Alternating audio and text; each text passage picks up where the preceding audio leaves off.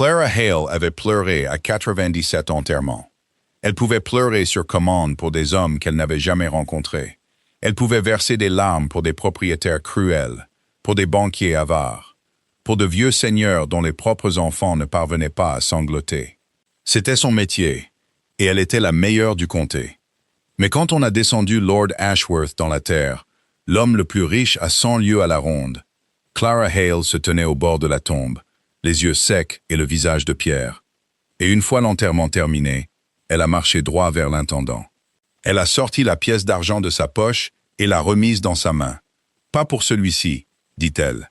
Et le duc de Rexford, debout près de la tombe de son parrain, en oublia complètement son propre chagrin. Tout avait commencé ce matin-là, comme tous les matins d'enterrement. Clara s'était levée avant l'aube dans sa petite chaumière derrière le cimetière. Elle s'était lavé le visage à l'eau froide et avait enfilé sa robe noire.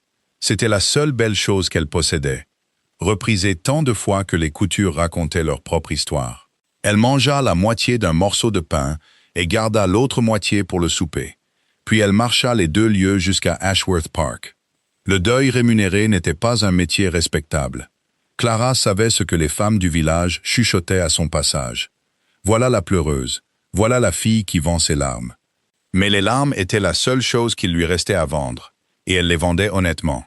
Quand Clara Hale pleurait sur la tombe de votre père, les gens croyaient qu'il avait été aimé. Cela valait bien une pièce d'argent pour les familles en deuil, et pour elle, cela valait du pain et du bois de chauffage. L'enterrement de Lord Ashworth était le plus grandiose auquel elle ait jamais assisté. 6 chevaux noirs tiraient le corbillard. L'église débordait de soie et de velours, de seigneurs et de dames venus d'aussi loin que Londres. Et debout près de la tombe, grand et immobile dans son manteau noir, se tenait Nathaniel, duc de Rexford. Le filleul du défunt est l'homme le plus puissant du comté maintenant que son propre père reposait depuis un mois dans le caveau familial. 2 enterrements en 2 mois. Les murmures disaient que le jeune duc n'avait pas versé une larme, ni à l'un, ni à l'autre. Les murmures disaient que son cœur avait été enterré bien avant son père. Clara prit sa place habituelle, à l'écart de la noblesse, près des ifs où se tenaient les pleureuses. L'intendant était venu à sa chaumière 3 jours plus tôt. Il lui avait offert une pièce d'argent entière, le double de son tarif habituel. « Tout le monde doit voir, avait-il dit, que Lord Ashworth a été pleuré comme il se doit. Il n'avait ni femme, ni enfant, seulement de l'argent et les gens que l'argent pouvait rassembler. Elle avait pris la pièce. Elle était venue. Elle avait bien l'intention de faire son travail. » Le pasteur parla de la générosité de Lord Ashworth, de sa charité, de sa nature calme et discrète. Ce grand homme était resté à l'écart pendant ces 30 dernières années, dit le pasteur, mais sa bourse avait toujours été ouverte à la paroisse. Clara se tenait les mains jointes et attendait que les larmes viennent. Elles venaient toujours. Elle avait une méthode pour cela. Elle pensait aux mains de sa mère, ou à la voix de son père, ou à ce matin froid de printemps, quand elle avait 12 ans et que le monde entier s'était écroulé. Son chagrin était un puits qui ne tarissait jamais. Elle n'avait qu'à descendre le seau, et il remontait plein. Elle descendit le seau maintenant.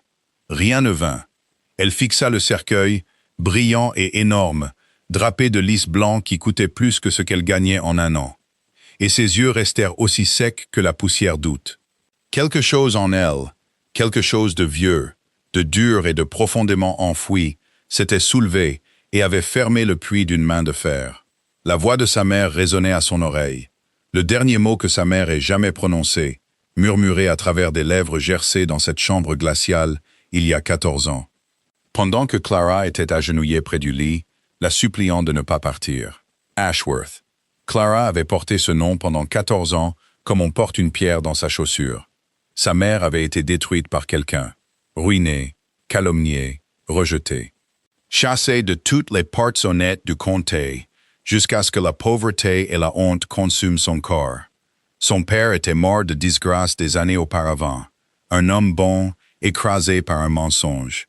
Et à la toute fin, avec son dernier souffle, sa mère n'avait dit qu'un seul mot, un nom, son nom. Le nom sur le cercueil devant elle. On commença à le descendre. Autour d'elle, des dames pressaient des mouchoirs sur leurs yeux.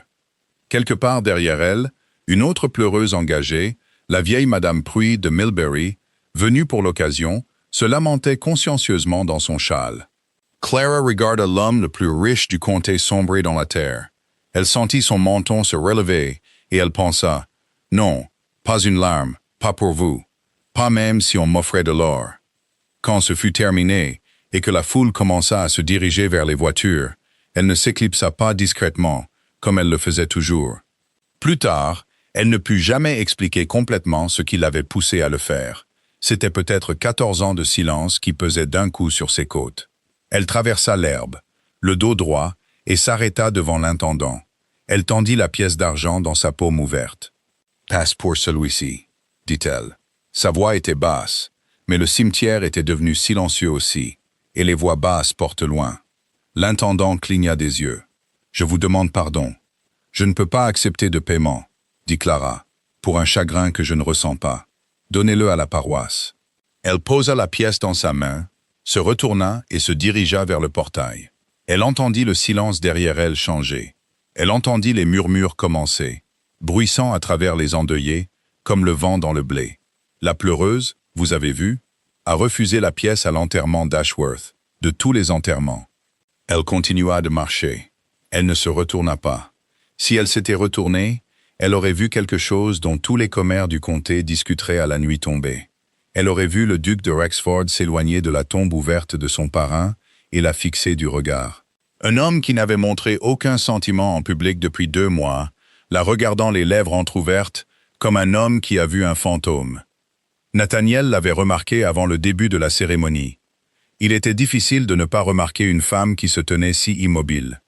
Pendant tout l'éloge funèbre monotone du pasteur, alors que les seigneurs changeaient de pied et que les dames tamponnaient leurs yeux, la femme à la robe noire reprisée n'avait pas bougé du tout. Il avait supposé qu'elle était une parente éloignée, une cousine oubliée, trop accablée par le chagrin pour le montrer. Puis son intendant lui avait murmuré à l'oreille, « La pleureuse, votre grâce, la femme Hale, la meilleure du comté, dit-on. » Une pleureuse qui ne pleurait pas. Il l'avait observée plus attentivement après cela, avec une sorte de curiosité morne.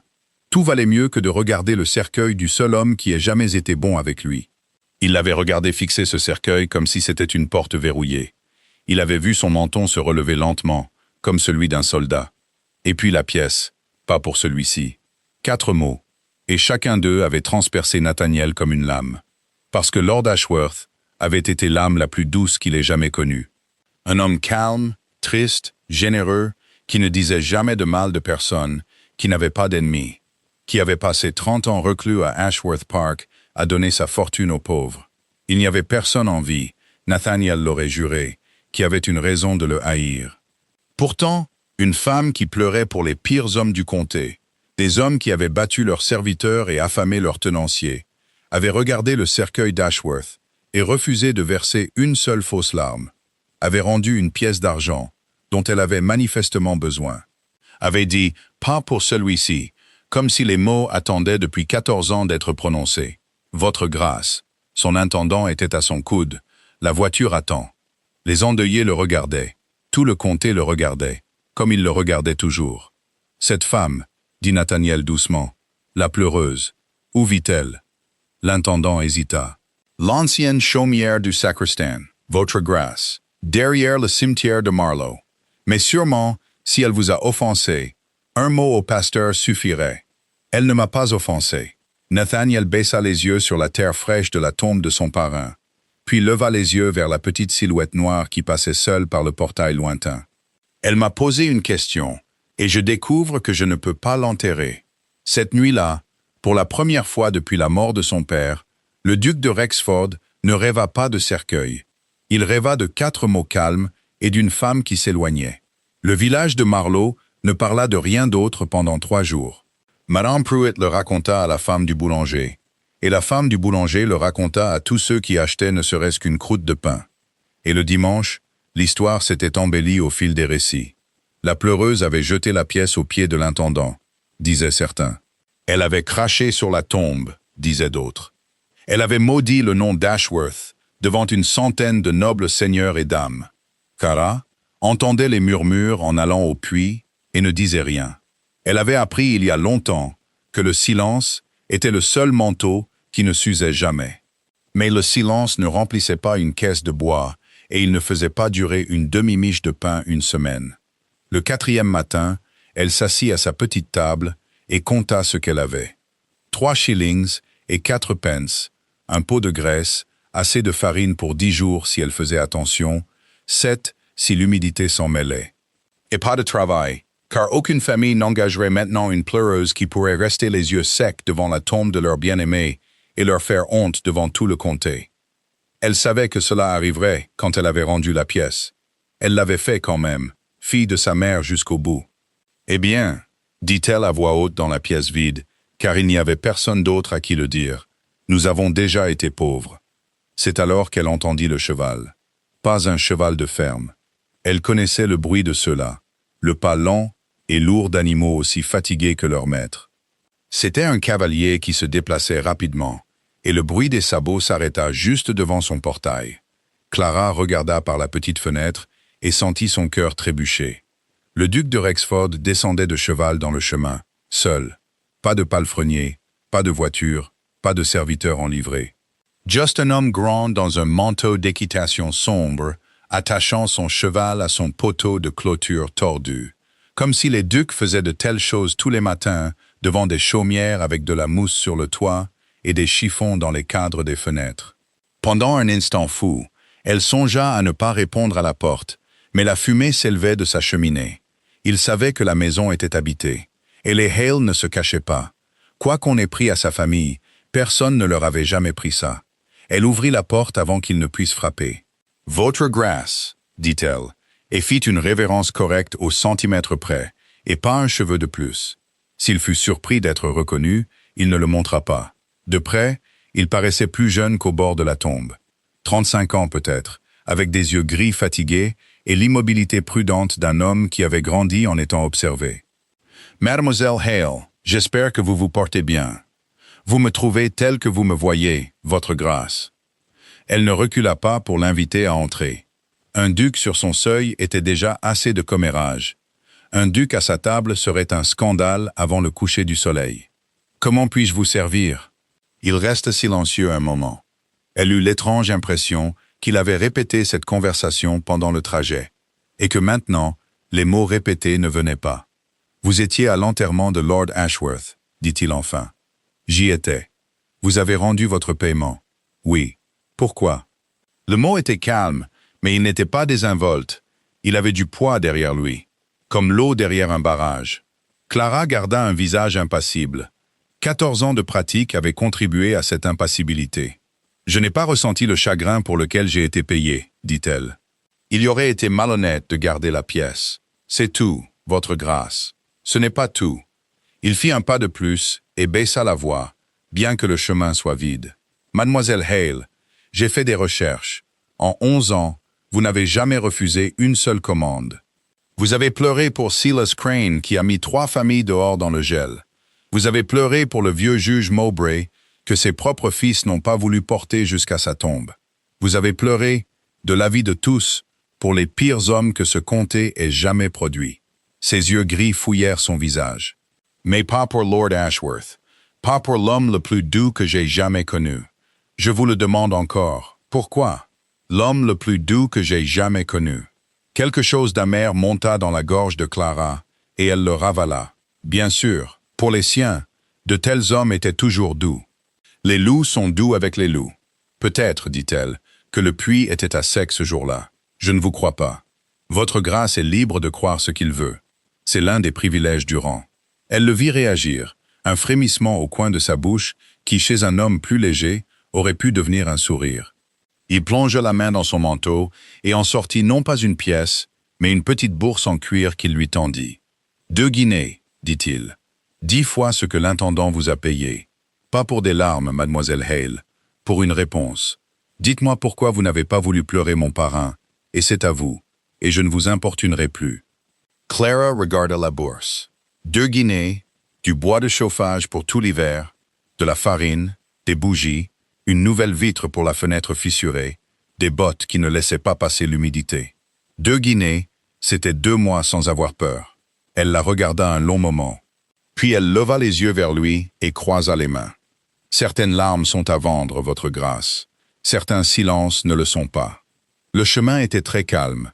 Quelque part derrière la chaumière, un merle chantait, comme si le monde était un endroit simple. Le duc baissa lentement la main. Et ce qui apparut sur son visage alors n'était pas de la colère, à laquelle elle s'était préparée, ni de la moquerie, à laquelle elle savait comment survivre.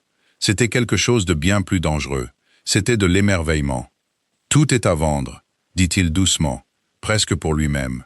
« Tout le monde me l'a dit, toute ma vie. Mon père y croyait comme d'autres hommes croient en Dieu. » Il la regarda comme si elle était une page dans une langue qu'il avait autrefois connue et oubliée. « Qu'est-ce qu'Ashworth vous a fait, mademoiselle Hale, pour que 2 guinées ne puissent pas acheter le récit? »« Bonne journée, votre grâce. » Clara recula sur son seuil. « J'espère que vous trouverez la paix pour vos chagrins, tous les deux. » Et elle ferma la porte doucement, respectueusement et complètement au nez de l'homme le plus puissant du comté. Nathaniel resta dans le chemin 1 minute entière, fixant la porte usée par le temps. Il ne se souvenait pas de la dernière fois que quelqu'un lui avait refusé quoi que ce soit. C'était la pure vérité. Depuis le jour où il avait hérité du titre, les portes ne se fermaient pas devant lui. Elles s'ouvraient si vivement que les gonds en pleuraient. Les hommes étaient d'accord avec lui avant qu'il ait fini de parler. Les femmes riaient avant qu'il n'ait atteint la fin d'une plaisanterie. Son défunt père lui avait appris l'arithmétique du monde très tôt. Chaque homme a un prix, chaque silence a une clé, et un Rexford peut se les permettre tous. « Tous les deux », avait-elle dit. « J'espère que vous trouverez la paix pour vos chagrins. Tous les deux. » Elle s'était tenue sur un seuil, avec des chiffons dans les cadres des fenêtres, et l'avait plaint. Il aurait dû être insulté. Il rentra chez lui à cheval, les mots tournant autour de lui comme des corbeaux. Et ce soir-là, il fit une chose qu'il n'avait pas faite depuis des années. Il posa des questions sur une étrangère. Son intendant, M. Quill, était un homme qui savait tout ce qui valait la peine d'être su à 30 lieues à la ronde. « Oui, votre grâce, la femme Hale, Clara Hale, 26 ans, célibataire, vit seule. Son père était Thomas Hale, un charpentier de Marlow, mort depuis de nombreuses années. Sa mère est morte aussi, depuis longtemps. La jeune fille gagne sa vie comme pleureuse depuis qu'elle est à peine plus qu'une enfant. Respectable à sa manière, elle reste discrète. Non, votre grâce. Pas de famille, aucune. Non, aucun lien avec Lord Ashworth que l'on connaisse. Elle devait être une petite enfant quand il s'était arrêté là, à la manière d'un homme qui décide qu'une phrase ne vaut pas la peine d'être terminée, et avait seulement dit « Tout cela remonte à très longtemps, votre grâce. »« Quand quoi ?» avait demandé Nathaniel. « Qu'est-ce qui remonte à très longtemps ?» Et M. Quill, qui savait tout, avait eu l'air brièvement, étrangement mal à l'aise, et avait dit qu'il était sûr de ne plus s'en souvenir, et s'était retiré en s'inclinant. 2 jours plus tard, Nathaniel retourna à Marlow. Il se dit que c'était pour les affaires du domaine. Il y avait une affaire de locataire au moulin que n'importe quel bailli aurait pu régler. Il prit le long chemin qui passait devant l'église, et c'est là qu'il la revit. Elle était dans le cimetière, pas dans la partie bien entretenue où l'ange de marbre se tenait sur les tombes des fermiers prospères, mais dans le coin le plus éloigné, près du mur, où le sol était inégal et où les orties poussaient. Elle était agenouillée entre 2 tombes. Aucune n'avait de pierre tombale.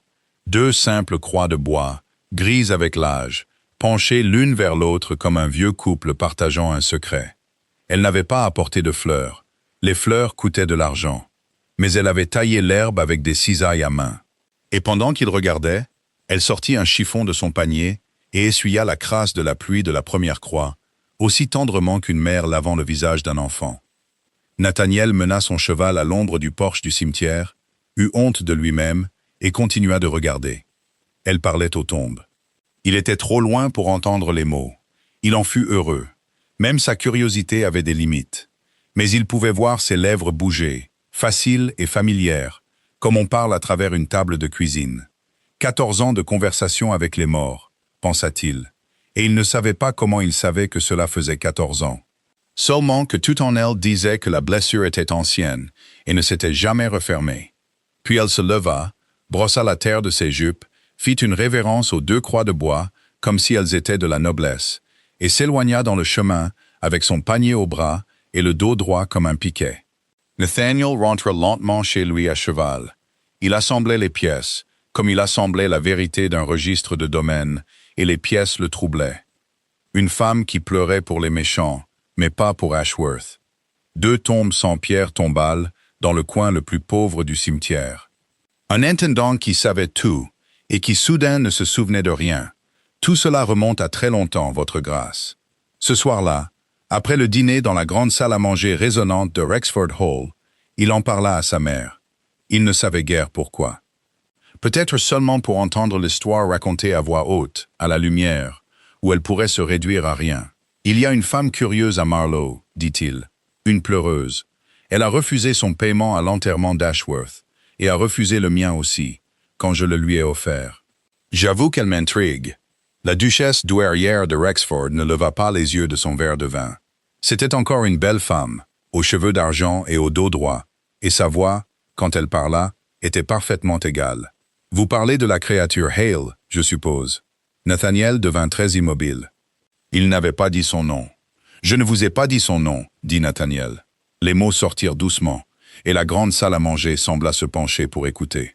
6 mètres d'acajou poli s'étendaient entre lui et sa mère, dressés avec de l'argenterie pour 2 personnes qui n'avaient rien à se dire. Et sur toute cette distance étincelante, il regarda son visage et le vit faire quelque chose qu'il ne l'avait jamais vu faire auparavant.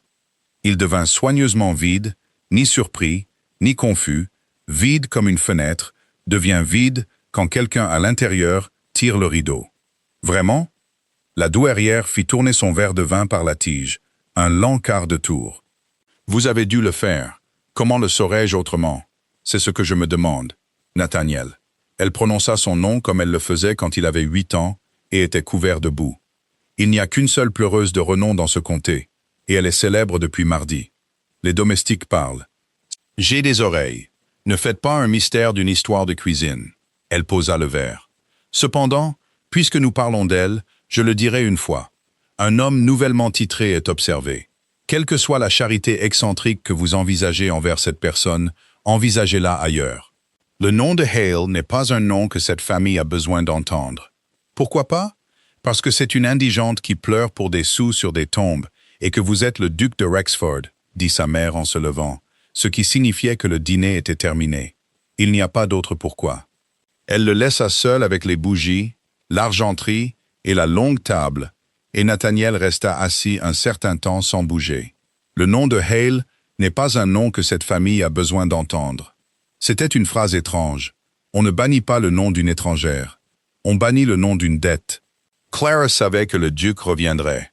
Les hommes comme lui ne perdaient pas avec grâce. Ils augmentaient simplement la mise.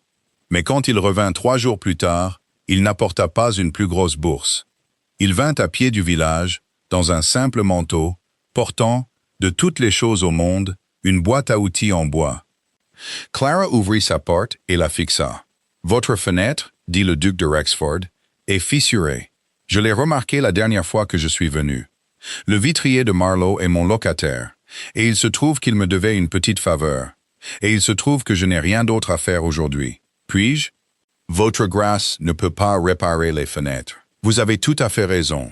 Le garçon du vitrier est derrière moi avec la vitre. Je ne fais que porter la boîte, ce qui, m'a-t-on dit, est la partie qui ne requiert aucune compétence. Et là, pour la première fois, elle le vit pleinement, le sourire que le comté disait inexistant. Il changea tout son visage, comme le soleil change un champ gris. Vous avez refusé mon argent, mademoiselle Hale. Vous n'avez rien dit de mon vitrier. C'était une argutie si ridicule que Clara, à sa propre horreur, se mit à rire. Le son sortit rouillé, comme une porte qui s'ouvre après des années, et elle couvrit sa bouche trop tard. C'est ainsi que tout a commencé. Il ne posa plus de questions sur Ashworth. C'était la ruse, se dit-elle, ou la décence. Elle ne pouvait pas toujours distinguer les deux en lui. La fenêtre fut réparée, et 1 semaine plus tard, il passa par hasard, alors qu'elle se battait avec le poteau de portail pourri. Et la semaine suivante, il y eut une livraison de bois de chauffage envoyée à la mauvaise chaumière, qui ne pouvait pas être facilement ramenée. Elle refusa ce qui pouvait être refusé. Certaines choses ne peuvent être refusées sans cruauté, et il avait le don de trouver exactement ces choses-là. Et il lui parlait. C'était la partie la plus étrange. Pas en la dominant, ni en la rabaissant, mais en lui parlant. Il s'asseyait sur le muret de son jardin, comme un ouvrier agricole, cet homme qui possédait l'horizon dans toutes les directions. Il lui demandait son avis, puis l'écoutait, en fronçant légèrement les sourcils, les retournant comme un joaillier retourne une pierre. Il lui parla des chaumières des locataires des fermes du Nord, et elle dit que son père, le charpentier, jurait toujours que ses toits étaient trop peu inclinés. Et 2 semaines plus tard, elle apprit par la femme du boulanger que le duc avait ordonné la reconstruction de tous les toits des fermes du Nord, et qu'il avait dit à son propre intendant que les spécifications venaient d'un meilleur constructeur que n'importe lequel à Londres. « Vous ne devriez pas venir ici », lui disait-elle sans cesse, sur tous les tons. « Ils vont parler. Ils ont parlé de moi depuis le jour de ma naissance, dit-il. C'est la première de mes conversations qui en vaille la peine. Elle savait ce qui lui arrivait. Elle avait 26 ans, pas une jeune fille. Elle regardait cela arriver, comme on regarde le temps changer sur les collines, sachant qu'aucune porte ne l'empêcherait d'entrer. Tout le village le savait aussi. Les murmures changèrent de couleur, d'abord scandalisés, puis sournois.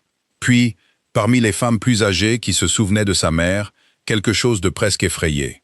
Madame Pruy lui attrapa le bras au puits un matin et dit « Dis donc, enfant, sait-il de qui tu es la fille ?»« Non, » dit Clara. « Alors tu ferais mieux de prier pour qu'il ne l'apprenne jamais, ou tu ferais mieux de le lui dire toi-même.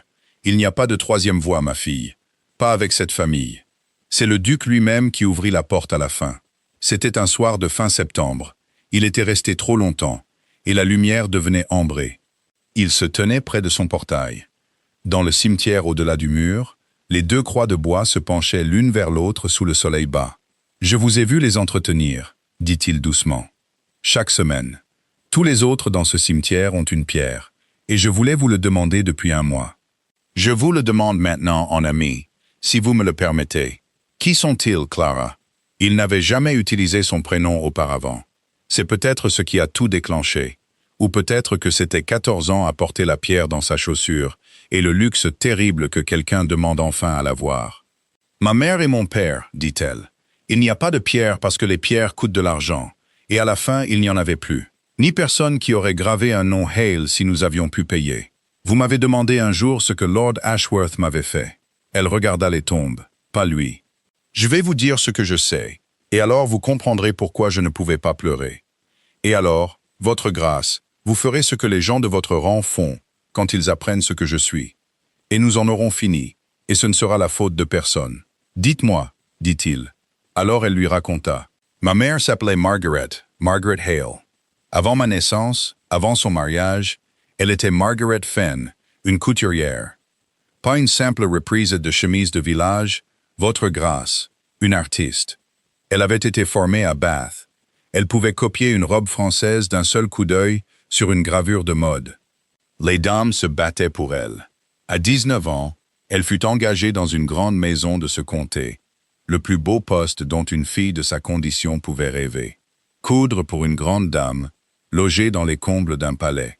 Elle écrivit à sa mère qu'elle avait été emportée au paradis. Les mains de Clara étaient toujours jointes, comme en prière, et sa voix était devenue plate et prudente, la voix de quelqu'un qui marche sur de la glace. Elle a épousé mon père la 3e année de son service, Thomas Hale. Il était venu avec les menuisiers pour construire de nouvelles armoires pour les lingeries. Il lui a fait la cour à travers un établi et ils se sont mariés dans cette même église. Elle fit un signe de tête vers le clocher au-delà des arbres. Un charpentier et une couturière. Ils avaient une chaumière en bordure du domaine et le travail de sa dame en plus. Et puis moi en route. Ma mère disait que ces 2 années étaient la preuve que Dieu pouvait être bon quand ça lui convenait. Et puis, dit Clara, tout s'est terminé en un jour. Je n'ai jamais su toute l'histoire. Je n'étais pas encore née, et elle ne parlait jamais du milieu de l'histoire, seulement des 2 extrémités. Un jour, elle était le trésor de la maison. Le lendemain, les portes étaient fermées. On l'a traitée de voleuse, votre grâce. On a dit qu'elle avait volé dans la maison de la dentelle et une épingle ornée de bijoux, des choses qu'une couturière manipule par douzaines. Il n'y a pas eu de magistrat, pas de procès, rien à quoi une personne pouvait répondre ou réfuter, juste la parole de la grande maison, glissée discrètement à chaque oreille du comté. Elle a été chassée aux portes sans certificat de bonne conduite, et mon père a été renvoyé avec elle. Et en l'espace d'une saison, personne dans 3 paroisses ne voulait leur donner du travail. Un charpentier, votre grâce, un maître charpentier, et les hommes ne le laissaient même pas réparer une clôture. C'est ce que la parole d'une grande maison peut faire. Elle n'a pas besoin de tribunaux. Elle n'a besoin que de murmurer. Le duc était devenu très immobile contre la lumière ambrée. Elle ne le regarda pas. Si elle le regardait, elle s'arrêterait, et elle ne pouvait plus s'arrêter. Mon père a tenu 8 ans. C'était un homme grand, et il a fallu tout ce temps pour que la honte l'achève. Il est mort quand j'avais 7 ans, d'une fièvre qu'il a attrapée en travaillant dans les fossés en hiver, le seul travail qui restait au mari d'une voleuse. Ma mère a tenu jusqu'à mes 12 ans. Elle cousait des linceuls à la fin. C'était permis. Les morts ne se soucient pas de qui coude pour eux. Et la dernière nuit, alors qu'elle n'avait pas parlé depuis un jour, et que j'étais agenouillé près de son lit, en la suppliant de rester, elle a ouvert les yeux et m'a pris le poignet. Je le sens encore certaines nuits. Et elle a dit un seul mot, un seul nom. « Ashworth », dit le duc. Sa voix était à peine audible. « Ashworth », dit Clara. La grande maison où elle servait, votre grâce, était Ashworth Park. Les parcs d'où ma mère a été chassée sont les parcs que j'ai franchis le mois dernier pour pleurer son maître. Parce que son intendant m'a payé une pièce d'argent. Parce que tout le monde doit voir que Lord Ashworth a été pleuré comme il se doit. Son menton se releva, le menton du soldat. Je me suis tenu devant cette tombe. J'ai descendu le seau dans le puits, et la main de ma mère s'est refermée sur la corde. Pas pour celui-ci.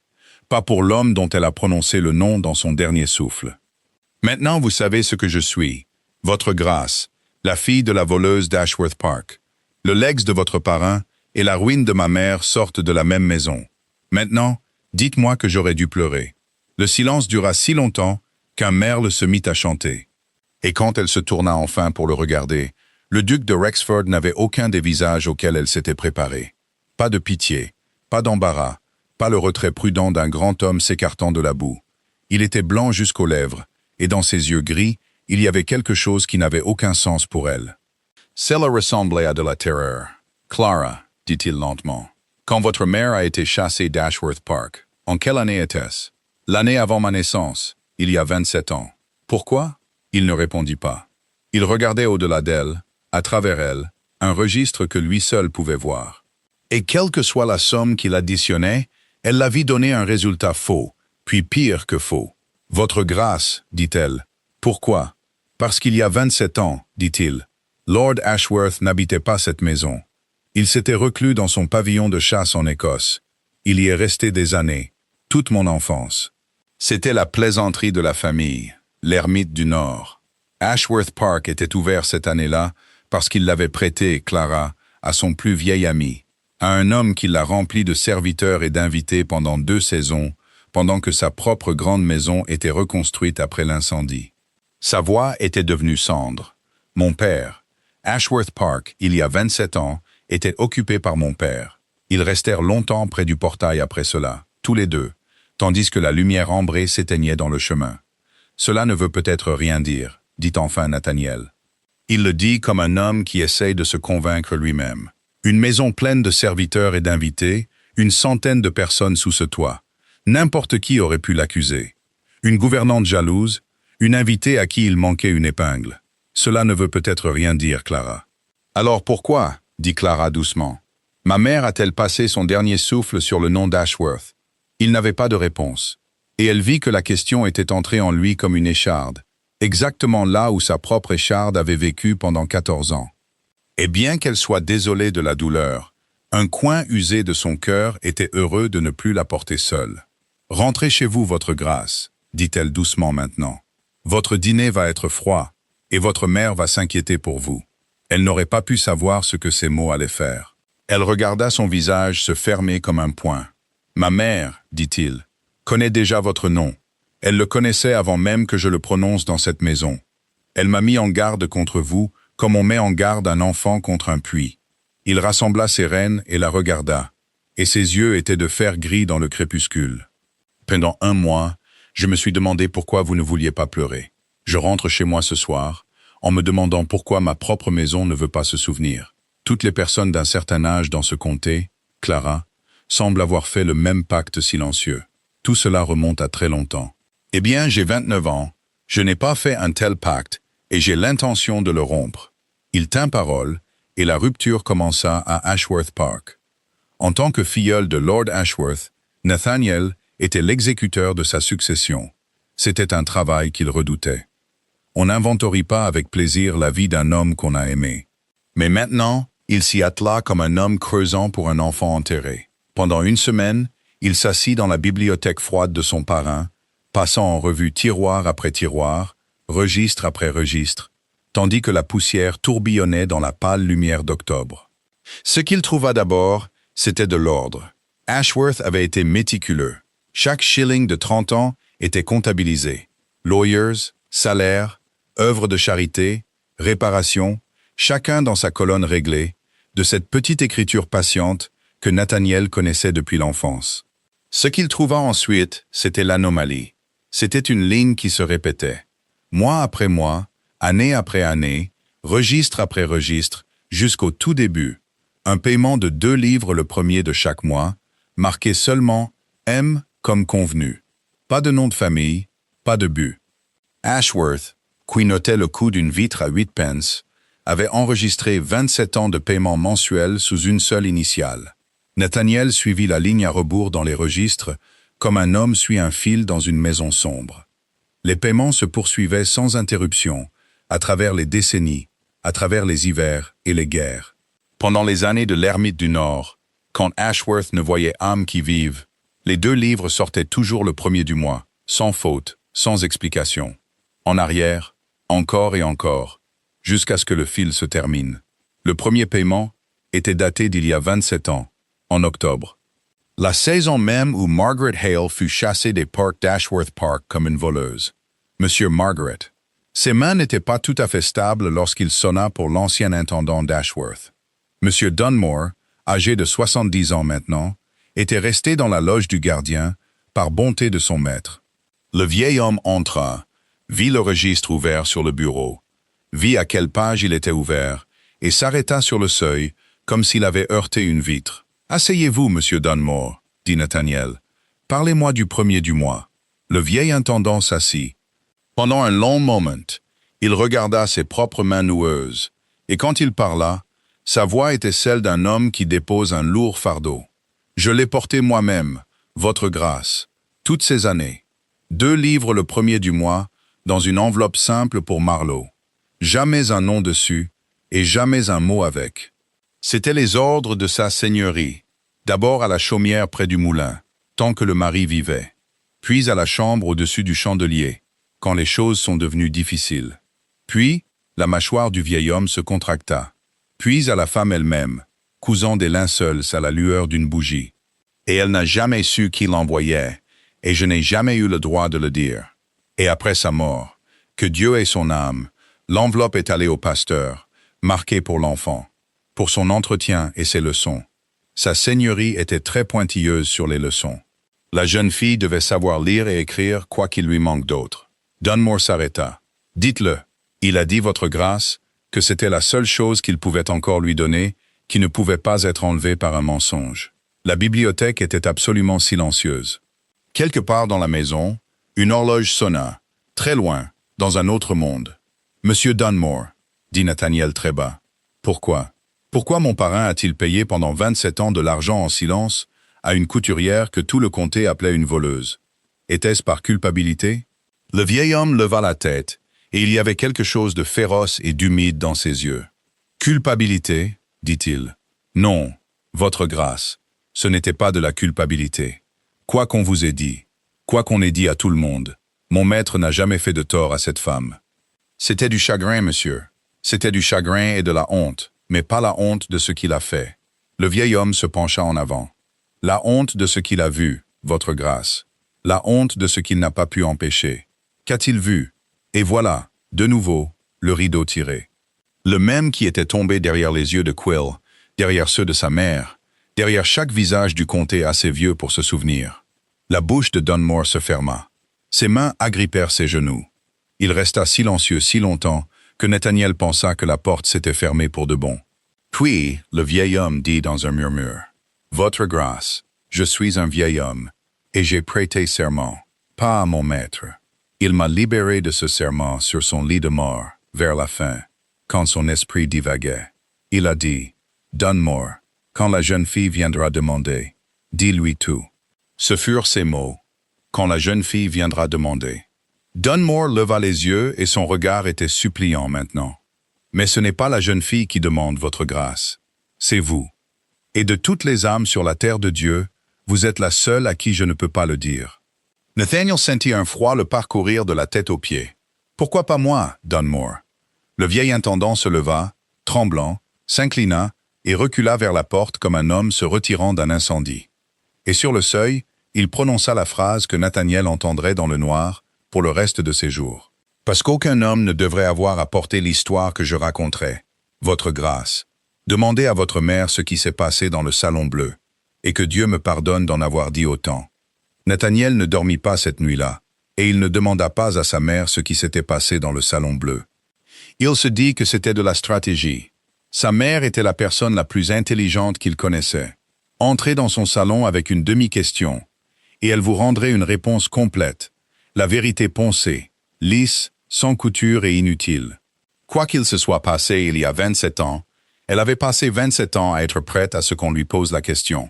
Mais sous la stratégie, dans l'honnête obscurité à 3 heures du matin, il connaissait la vraie raison, le visage de Dunmore. Aucun homme ne devrait avoir à porter l'histoire que je raconterai. Un homme ne dit pas cela pour un petit péché. Il le dit pour une blessure si profonde que même la montrer est une forme de violence. Et donc, le lendemain matin, il se rendit à Marlow à cheval. Car quelle que soit la vérité, une personne y avait droit avant lui, et avant sa mère, et avant Dieu. Clara était dans son jardin, arrachant les dernières pommes de terre, quand il arriva par le chemin. Et elle sut avant qu'il ne parle que tout avait de nouveau changé. Il avait l'air d'un homme portant une tasse pleine en montant un escalier. « Vous avez trouvé quelque chose ?» dit-elle. « Asseyez-vous, Clara. Je resterai debout. » Clara. Et la douceur de sa voix l'effraya au point de la faire s'asseoir.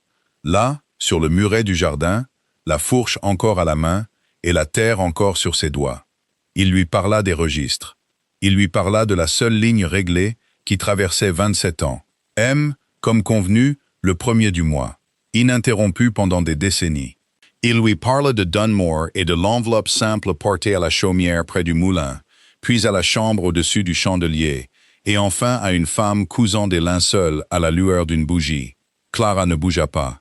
Seul son visage changea lentement, comme le givre sur une fenêtre. « Le loyer, » dit-elle, sa voix sortit étrange et petite. « L'hiver de mes 9 ans, nous devions être expulsés. Je m'en souviens. Je me souviens de ma mère comptant les mêmes pièces encore et encore, comme si compter pouvait les faire se multiplier. Et puis le pasteur est venu, et il y avait de l'argent, et elle a pleuré, et a appelé cela la miséricorde de Dieu. Elle leva les yeux vers lui. Et ses médicaments à la fin, quelqu'un a payé l'apothicaire. Elle pensait que c'était la paroisse. Elle disait qu'au moins la paroisse ne vous laissait pas mourir endettée. Sa respiration se faisait plus courte maintenant. Et mes leçons, votre grâce, mon éducation. Après sa mort, le pasteur m'a fait continuer mes leçons. Du papier, de l'encre et des bougies. Alors que j'étais une enfant pauvre, bonne seulement pour les travaux des champs.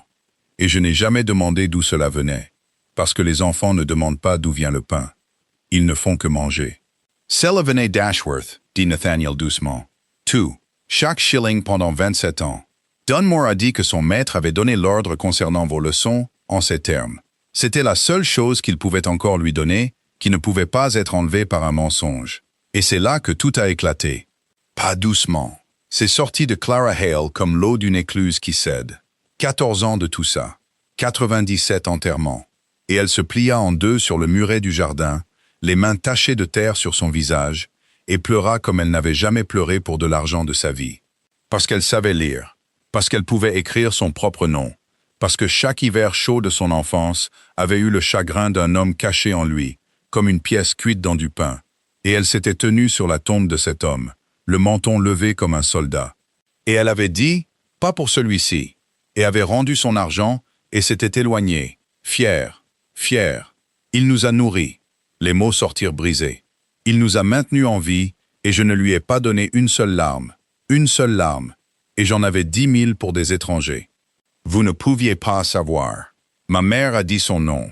Elle releva la tête, son visage dévasté et furieux contre elle-même, contre le ciel. Avec son dernier souffle, Ashworth. J'ai construit 14 ans sur ce nom. J'en ai fait le mur de ma maison. Et maintenant vous me dites... Elle s'arrêta, et il vit la pensée arriver. La vie changeait ses yeux. Maintenant vous me dites que le nom n'était pas du tout une accusation. Non, dit Nathaniel. Je commence à penser que c'était une instruction. Les merles chantaient dans le silence, et ils se regardèrent par-dessus les ruines de 14 ans. Elle ne nommait pas l'homme qui l'a ruiné, murmura Clara. Elle me disait où aller. Ashworth, Ashworth sait, Ashworth a vu. Ses mains se fermèrent lentement en poing sur ses genoux. Alors qui, votre grâce, si ce n'est pas lui, sa maison, ses portes, son nom sur les lèvres de ma mère, alors qui? Et Nathaniel, qui avait porté la tasse pleine tout en haut des escaliers sans en renverser, la posa enfin. Il y a 27 ans, Ashworth Park était prêté, dit-il. Chaque serviteur répondait pendant 2 saisons à un autre maître. Dunmore sait ce qui s'est passé. Il a juré le silence et a été libéré de son serment sur le lit de mort de mon parrain, mais libéré à une condition. Quand la jeune fille viendra demander, dis-lui tout. Pas moi, Clara. Il m'a regardé avec pitié et il m'a refusé. Et il m'a dit de demander à ma mère. La voix de Nathaniel s'accrocha au mot « mère » et en ressortit ensanglanté. À propos d'une pièce appelée le Salon Bleu. Il n'en dirait pas plus. Pas à moi. De toutes les âmes sur la terre de Dieu, a-t-il dit, j'étais la seule à qui il ne pouvait pas le dire. Clara se leva du mur. Les larmes étaient encore humides sur son visage, mais le givre était revenu, et sous le givre, quelque chose de nouveau, quelque chose avec une colonne vertébrale de fer. Alors il me le dira à moi, dit-elle. Emmenez-moi à lui, maintenant, aujourd'hui. Pendant 14 ans, j'ai posé ma question à la mauvaise tombe. Je n'attendrai pas une nuit de plus pour la poser aux vivants. Ils y allèrent à pied, tous les deux, par le sentier des champs, un duc et une pleureuse marchant côte à côte à travers le chaume d'octobre, et laissèrent le comté parler. Aucun d'eux ne parla. Devant, les cheminées d'Ashworth Park s'élevaient, grises, au-dessus des arbres nus, puis la petite loge du gardien à l'ouest, avec son filet de fumée. La porte s'ouvrit avant qu'il ne l'atteigne. Le vieux Dunmore se tenait sur le seuil. Il regarda au-delà du duc, comme s'il n'était pas là. Regarda Clara, la détermination de sa mâchoire, les traces de larmes et la terre encore sur ses mains. Et tout le visage du vieil homme se brisa, comme la glace d'un étang au printemps. « Alors, dit-il, et sa voix trembla, vous êtes enfin venu demander. 27 ans que je le garde, enfant, et je ne le garderai pas une heure de plus. Entrez. Et votre grâce. » Il regarda Nathaniel alors, et il y avait de la pitié dans son regard, et de la terreur aussi. « Si vous aimez cette jeune fille, et si vous aimiez votre parrain, vous entrerez aussi, et vous l'entendrez. Mais que Dieu vous aide, monsieur. Que Dieu nous aide tous. Tout a commencé dans le salon bleu, et tout a commencé avec votre mère. Le salon de la loge était petit, impeccablement propre, et sentait la fumée de bois et la cire d'abeille. Dunmore plaça 2 chaises près du feu pour eux, et n'en prit pas une pour lui-même. Il se tenait près de la cheminée, comme un homme devant un magistrat. Et peut-être que dans son esprit, c'est exactement là qu'il se tenait, et qu'il s'était tenu pendant 27 ans. Je vais le dire simplement, dit-il. Je me le suis raconté tant de nuits que c'est devenu lisse comme une marche d'escalier. Ne m'arrêtez pour rien. Si je m'arrête, j'ai peur de ne pas pouvoir recommencer. Clara s'assit, les mains jointes. Nathaniel s'assit comme un homme attendant sa sentence. Il y a 27 ans, commença Dunmore, sa seigneurie s'est enfermée en Écosse. Cette partie, votre grâce, vous la connaissez. Ce que vous ne savez pas, c'est pourquoi un homme de 40 ans, en bonne santé et riche, s'enterre vivant sur une lande. C'était le chagrin, monsieur. Il avait enterré une femme et un fils mort-nés en l'espace d'1 an. Il ne supportait plus cette maison, ni aucun visage qui le plaignait. Alors quand son plus vieil ami, le duc de Rexford, dont le propre grand manoir avait été ravagé par l'incendie ce printemps-là, lui a écrit « Sa seigneurie lui a donné Ashworth Park en entier. 2 saisons, peut-être 3. Prends la maison, William, a-t-il écrit. Remplis-la de bruit. Laisse-la m'oublier un moment. » Alors, ils sont venus, le duc et la duchesse, et la moitié de l'Angleterre à la mode derrière eux. Et parmi le personnel de maison qu'ils ont engagé, il y avait la couturière, Margaret Hale. Les yeux de Dunmore se posèrent sur Clara et s'adoucirent terriblement. Vous avez son visage, enfant. Je l'ai pensé à l'enterrement quand vous avez rendu la pièce. Voilà la fille de Margaret, ai-je pensé, et voilà la colonne vertébrale de Margaret. Et la moitié de moi voulait chanter, et l'autre moitié voulait fuir. Elle était la meilleure d'entre nous. Pas seulement son aiguille, sa manière d'être. Gentille avec les humbles, honnête avec les grands, et n'ayant peur de rien parce qu'elle n'avait aucune raison d'avoir peur. Une femme mariée, et heureuse de l'être. Son Thomas entrait et sortait cette année-là avec les menuisiers.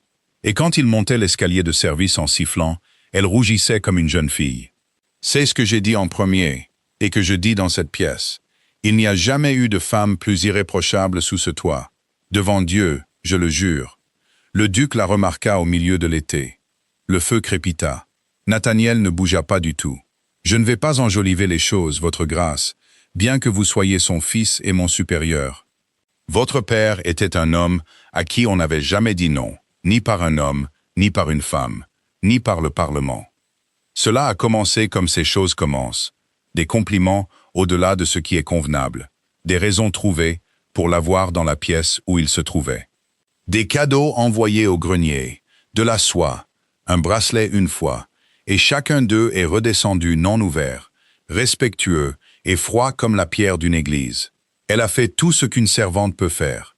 Elle est restée en compagnie, à la lumière du jour, a gardé sa langue civile et a prié pour que la saison se termine. Mais son nom était une nouveauté pour lui, voyez-vous? Cela en a fait un jeu. Et quand les cadeaux ont échoué, il y a eu des pressions. Et quand les pressions ont échoué, il y a eu des demi-menaces déguisées en plaisanteries. Un mot de ma part, Madame Hale, et votre mari travaille dans toutes les grandes maisons d'Angleterre, ou dans aucune.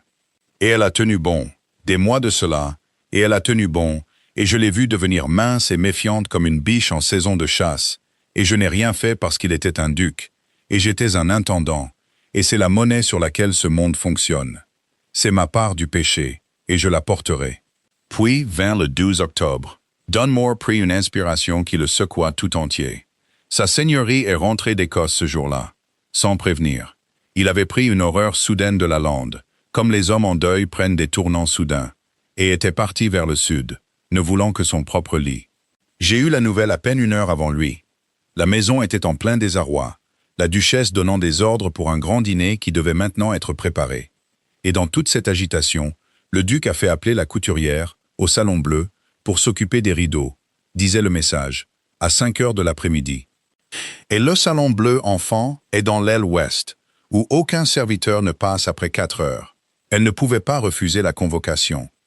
Refuser une convocation, c'est le renvoi, tout simplement. Alors elle y est allée. Et j'ai remercié Dieu à genoux chaque nuit depuis que la voiture de sa seigneurie était en avance.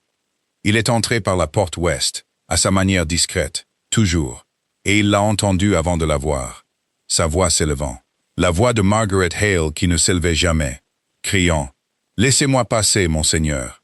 Sa seigneurie a ouvert la porte de son propre salon bleu dans sa propre maison et a vu son plus vieil ami avec une servante épinglée par les poignets contre les volets, son bonnet arraché et son visage. Dunmore s'arrêta, sa mâchoire se contracta.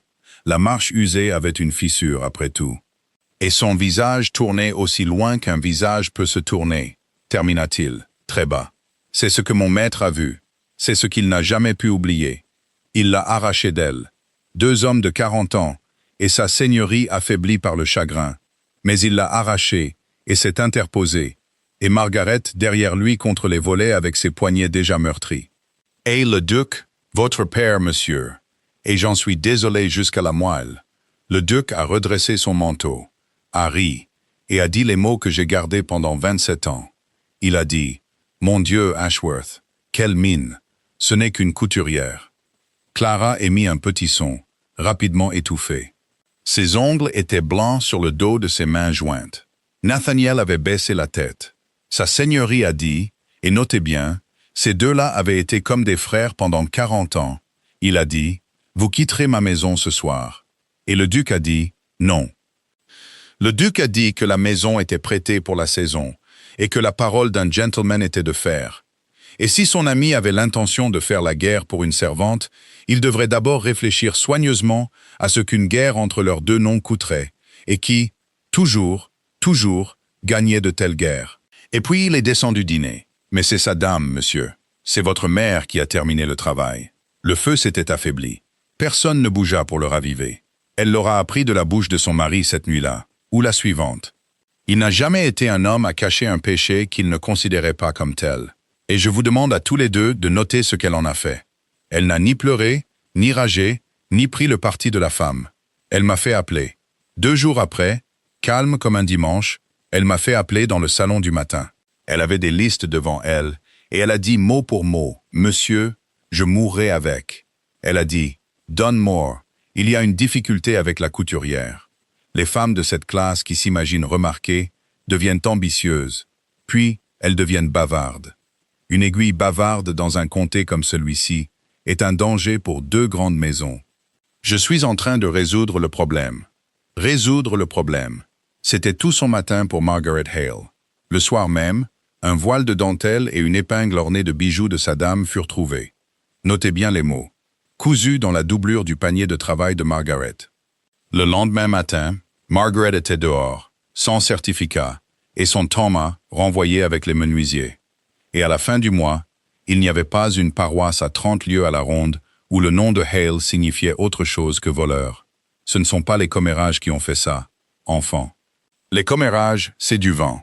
C'était le courrier. Sa dame a écrit des lettres, s'est assise à son propre bureau et a écrit à toutes les grandes maisons du comté. Des lettres gentilles, pleines de regrets, empoisonnées, mettant en garde ses chers amis contre une couturière chapardeuse et son mari maussade. Je le sais parce que j'en ai porté certaines à la poste de mes propres mains, sans savoir alors ce qu'elles contenaient. Le duc a fourni le péché, monsieur, mais la ruine fut la broderie de votre mère, et il n'y a jamais eu de couture plus nette. Et mon parrain, dit Nathaniel, sa voix ne semblait pas être la sienne. Il a vu tout ça, il savait. Au nom de Dieu, pourquoi n'a-t-il pas parlé? Il a essayé. Pour la première fois, quelque chose comme de la colère entra dans la voix du vieil homme, et ce n'était pas de la colère contre son maître. Vous pensez qu'il n'a pas essayé? Il a écrit au Lord Lieutenant. On lui a répondu par une mise en garde contre la diffamation d'un duc. Il s'est levé aux sessions trimestrielles et a été couvert par 3 magistrats qui dînaient à Rexford 2 fois par an. Et puis est venue la lettre. La lettre de sa dame à Louis.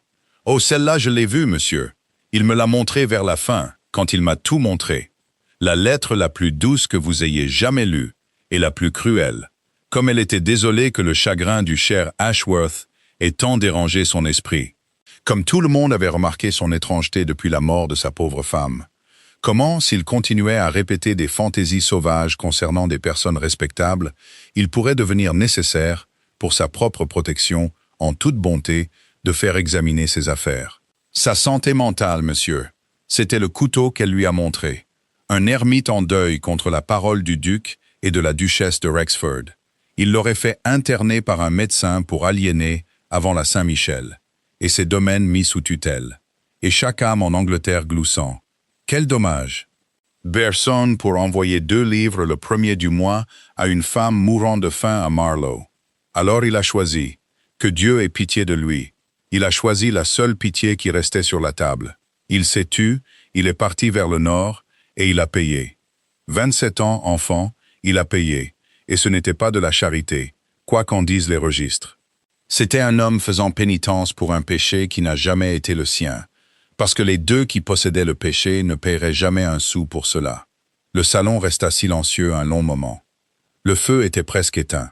Quelque part au-delà de la petite fenêtre, les corbeaux rentraient chez eux au-dessus d'Ashworth Park.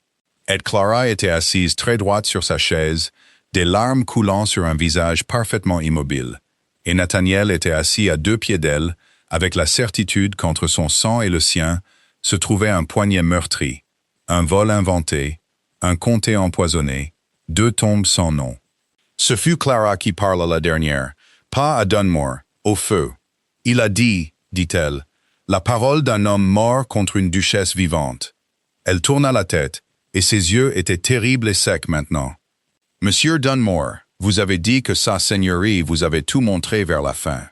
Pendant 14 ans, j'ai voulu la vérité, et maintenant je l'ai, et elle ne vaut rien. Rien, à moins qu'elle ne puisse être prouvée. Y a-t-il une preuve? Ou la vérité est-elle morte avec votre maître après tout? Et le vieux Dunmore la regarda, puis, lentement, Nathaniel. Et il plongea la main dans son manteau, en sortit une petite clé en fer sur une ficelle usée, et la posa sur la table entre eux. Le dernier ordre de sa seigneurie pour moi, dit-il, était de 7 mots. Quand la jeune fille viendra demander, dis-lui tout. Mais quand son esprit a divagué à la toute fin, il a dit quelque chose de plus, et je n'ai jamais su jusqu'à cette heure si c'était du bon sens ou de la fièvre. Il a dit, et quand elle l'aura entendu, Dunmore, donne-lui la clé et dis-lui que la duchesse aurait dû brûler ses lettres. La clé ouvrait un tiroir dans la bibliothèque d'Ashworth Park, le tiroir le plus bas du grand bureau, celui que Nathaniel avait tiré une semaine auparavant et mis de côté, supposant la clé perdue depuis longtemps. Ils montèrent de la loge ensemble dans la dernière lueur du jour, tous les trois. Ed Dunmore alluma les lampes avec des mains qui ne voulaient pas rester stables, et Clara s'agenouilla devant le bureau de l'homme qu'elle avait refusé de pleurer, et tourna la clé que le nom de sa mère avait gardée pendant 27 ans. À l'intérieur se trouvait une boîte en bois plate, et dans la boîte, 3 choses. La première était un paquet de lettres attachées par un ruban délavé. Sur le dessus, de la petite écriture patiente d'Ashworth, correspondance de la duchesse de Rexford, conservée pour le jour que Dieu pourvoira. Il y en avait 11. 2 étaient les avertissements empoisonnés envoyés aux grandes maisons. 2 pleins de regrets, mortels, récupérés, dit Dunmore, d'un vieux baronnet qui avait eu honte et avait renvoyé les siennes. L'une était la lettre douce, la plus cruelle, avec sa menace affectueuse de médecin pour aliéner. Et le reste, les mains de Clara tremblèrent en comprenant. Le reste était plus ancien, adressé à Ashworth lui-même dans les années précédentes, bavard et insouciant, de la même écriture inimitable. Assez de cette écriture, mise côte à côte, pour pendre les avertissements au cou de leur auteur. Aucun faussaire n'écrit 11 lettres sur une décennie. La deuxième chose était une page arrachée de l'inventaire de la maison d'Ashworth Park, de l'écriture de la gouvernante, datée du 10 octobre, 2 jours avant le Salon Bleu. Le voile de dentelle et l'épingle ornée de bijoux, listés présents et comptabilisés dans la propre chambre de sa dame. 2 jours avant qu'il ne soit trouvé dans un panier de travail dans les combles. Une petite chose datée, paraphée, dévastatrice. La troisième chose était une lettre adressée de cette même écriture patiente à Mademoiselle Clara Hale de Marlowe, si jamais elle vient demander. Clara s'assit sur ses talons sur le sol de la bibliothèque et la tint, sans pouvoir l'ouvrir. « Pas ce soir, dit-elle enfin, et sa voix était un fil. Ce soir, je n'ai plus de place en moi. Ce soir, ceci rentre à la maison sous mon châle, et je vais m'asseoir un moment avec ma mère. Demain, je lirai ce qu'il n'a pas pu me dire de son vivant. » Nathaniel la ramena chez elle, à travers les champs sombres, et aucun ne parla. Et à son portail, il fit la seule chose qu'il pouvait faire. Il s'inclina bas devant elle, comme on s'incline devant une duchesse, et la laissa à ses morts. Il rentra à cheval à Rexford Hall avec la page d'inventaire copiée dans la poche de sa poitrine, et il ne dormit pas. Et le matin, il demanda à sa mère de le recevoir dans son salon. Il avait l'intention d'être prudent. Il avait répété une conversation de stratège dans les escaliers. Mais quand il se tint devant elle, devant cette femme argentée, droite, composée, prenant son chocolat près de la fenêtre comme elle l'avait fait chaque matin de sa vie, la répétition s'évapora comme du brouillard. Et il s'entendit dire simplement « Parlez-moi du Salon Bleu ». À son crédit, à son terrible crédit de toute une vie, elle ne renversa pas une goutte. Elle posa la tasse et le regarda un long moment, et il la vit tout comprendre, ce qu'il savait, comment il le savait, ce que cela signifiait. Et puis sa mère sourit faiblement et dit « Alors le vieil intendant est enfin mort, ou a enfin parlé.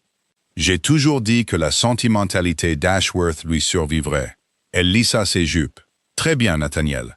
Asseyez-vous, et ne faisons pas de théâtre. Qu'est-ce que vous imaginez savoir? Je sais ce que Père a fait à Margaret Hale. Je sais ce que vous avez fait après. Le vol que vous avez inventé, les lettres que vous avez écrites, l'homme que vous avez menacé de silence, et le comté que vous avez empoisonné. Je sais qu'un charpentier en est mort, et qu'une couturière en est morte, et que leur fille a pleuré pour du pain sur les tombes d'étrangers pendant 14 ans. Leur fille, dit la douairière, a fait bien mieux que ça, d'après les rapports. Elle a attrapé un duc. Mère, non. Et le calme se brisa, non pas en culpabilité, mais en quelque chose de plus froid et de plus ancien. Toute une vie de cela qui remontait. Vous allez m'écouter maintenant, et vous m'écouterez une fois. Vous parlez de ce que votre père a fait. Votre père a fait ce que de tels hommes ont toujours fait, et je ne le défendrai pas. J'ai enterré ma rage à ce sujet il y a 30 ans, dans un endroit que vous ne trouverez jamais. Mais ce que j'ai fait, je l'ai fait pour cette maison. Savez-vous ce que la belle vérité de votre parrain aurait coûté si elle s'était répandue? Votre père ruiné à la cour, toutes les alliances de cette famille empoisonnées. Vous êtes né le printemps suivant, Nathaniel. Vous auriez hérité d'un nom que les hommes murmurent derrière leurs mains. J'avais le choix entre la bonne réputation d'une couturière et celle de mon fils. Et j'ai choisi. Et je n'ai jamais perdu une heure de sommeil à cause de ce calcul. Elle leva le menton, et il vit avec horreur où le menton de soldat de Clara avait son sombre jumeau. Une femme contre une maison qui a tenu 400 ans. N'importe quelle duchesse digne de sa couronne fait ce marché avant le petit déjeuner. Elle était innocente. Elle n'était personne. Le mot sortit avec une conviction douce et complète, et ce fut la chose la plus terrible que Nathaniel ait jamais entendue de sa vie.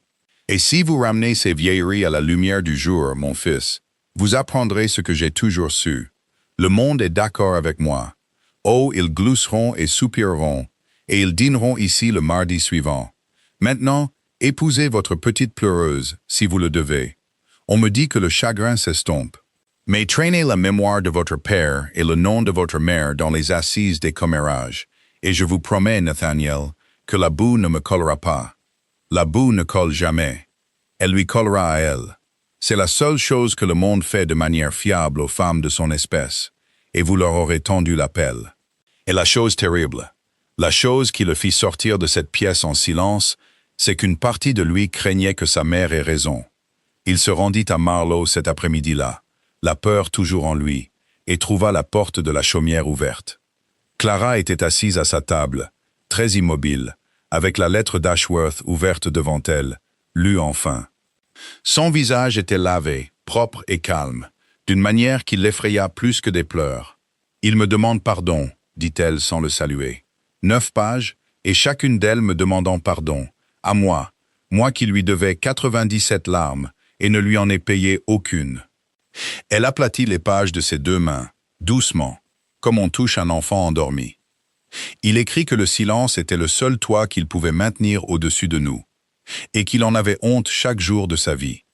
Il écrit que les preuves sont pour moi, pas pour lui. Il ne veut rien réparer pour lui-même, aucun nom restauré. « Faites-en ce qui vous apportera la paix », écrit-il. « Et si la paix réside dans le fait de les brûler, brûlez-les, et que l'amour de Dieu vous accompagne dans les 2 cas. » Elle leva les yeux. « Et puis vous franchissez mon portail, votre grâce, portant le visage de votre mère comme une blessure. Alors, asseyez-vous et dites-moi ce qu'elle a dit. » Il s'assit et lui raconta tout, le calcul, la menace. « La boue ne me collera pas, elle lui collera à elle. » Il ne l'adoucit pas, car entre eux deux maintenant, la douceur aurait été une sorte de mensonge. Clara écouta, les mains jointes sur la lettre de l'homme mort. Et quand ce fut fini, elle resta silencieuse un long moment, puis elle dit, d'une voix si fatiguée qu'elle semblait venir du fond d'un puits, « Elle a raison, vous savez. Clara, elle a raison, et il savait qu'elle avait raison, et c'est pourquoi le tiroir est resté fermé pendant 27 ans. » Elle se leva, alla à la fenêtre et regarda le mur du cimetière, dans le coin le plus éloigné, où 2 croix de bois se penchaient l'une vers l'autre sous la pluie. Si je me lève dans ce comté, Clara Hale, la pleureuse, la fille de la voleuse, et que j'accuse la duchesse douairière de Rexford avec son fils à mes côtés, savez-vous ce qu'ils diront, votre grâce? Ils diront qu'elle l'a attrapée. Ils diront qu'elle a tout falsifié, les papiers, les lettres et l'intendant, pour grimper jusqu'à une couronne sur la tombe de sa mère. Votre nom saignera pendant une saison, le mien saignera pour toujours, et celui de ma mère avec, et c'est le seul nom qu'il me reste à protéger. Elle se retourna, et ses yeux étaient secs, calmes, et totalement sans espoir, et elle prononça les mots qu'il redoutait depuis la loge du gardien. Alors, vous allez rentrer chez vous maintenant, Nathaniel. C'est tout. Vous rentrerez chez vous, et vous épouserez quelqu'un dont la grand-mère n'a jamais été traitée de personne dans le salon de votre mère. Et je garderai les lettres d'un homme honnête dans une boîte fermée à clé, et nous ne ferons pas cela, vous et moi, parce que le prix de notre union est le nom de ma mère, et je n'ai rien d'autre d'elle, et je ne le dépenserai pas. La pluie tomba plus fort contre la petite fenêtre, et Nathaniel se leva, mais il ne se dirigea pas vers la porte. Il se tint au milieu de sa petite pièce sombre, et il dit, doucement, « Vous avez toutes les deux raison, ma mère et vous, sur le monde, sur la boue, sur tout. Vous avez raison, et je ne peux pas gagner cette discussion. » Il sortit la page d'inventaire pliée de sa poitrine, la petite chose datée, dévastatrice, et la posa sur la table entre eux, sur la lettre d'Ashworth. « Alors, je ne discuterai pas. Je ne vous poserai qu'une seule question, Clara.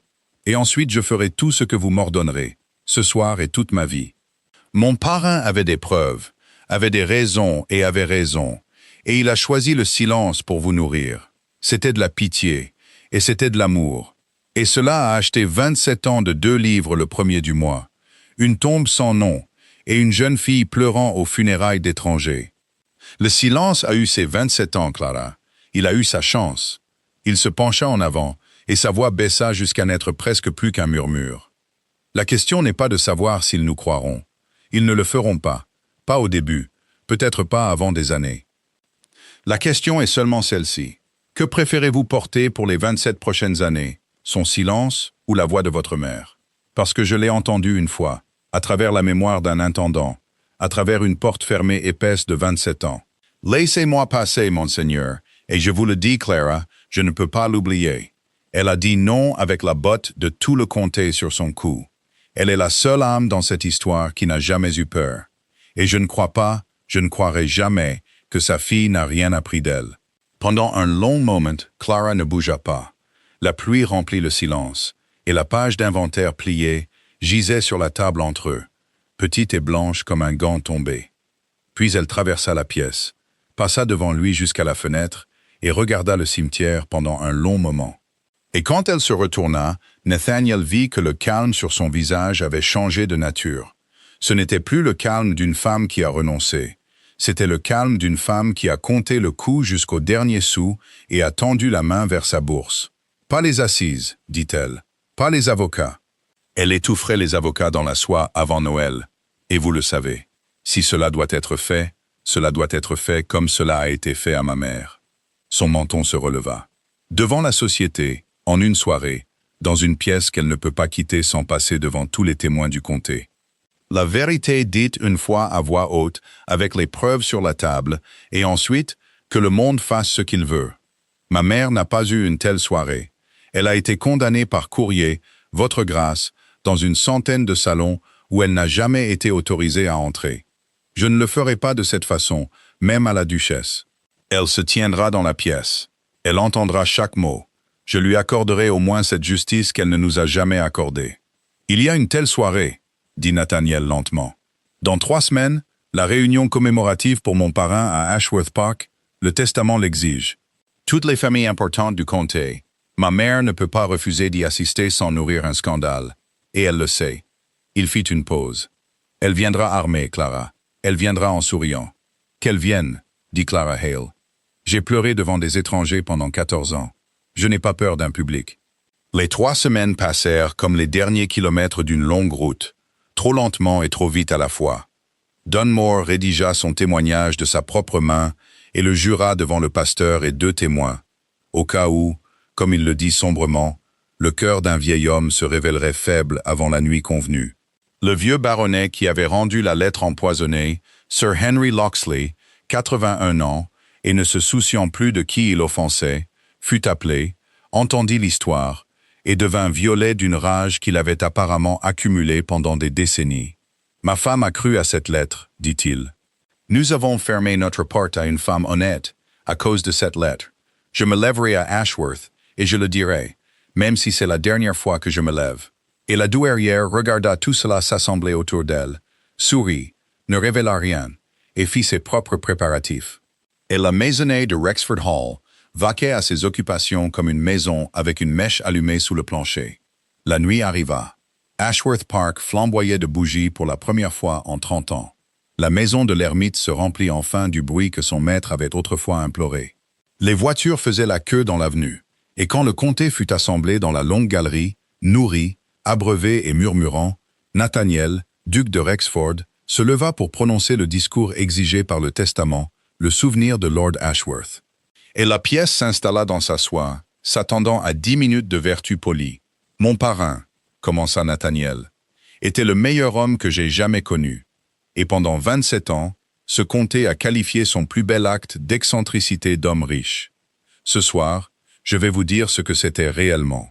Je vous demande à tous de me pardonner. Ce ne sera pas le discours pour lequel vous êtes venus. » Et il leur raconta. Il le raconta simplement, sans chaleur, comme les registres racontent les choses. La maison prêtée, la couturière, la convocation au salon bleu, la voiture en avance. Au mot « Laissez-moi passer, monseigneur », la galerie devint si silencieuse qu'on pouvait entendre les flammes des bougies vaciller. Il nomma son père. Un son traversa la pièce comme une vague sur des galets. Il ne s'arrêta pas. Il leur parla de la page d'inventaire datée de 2 jours avant le vol qu'elle réfutait.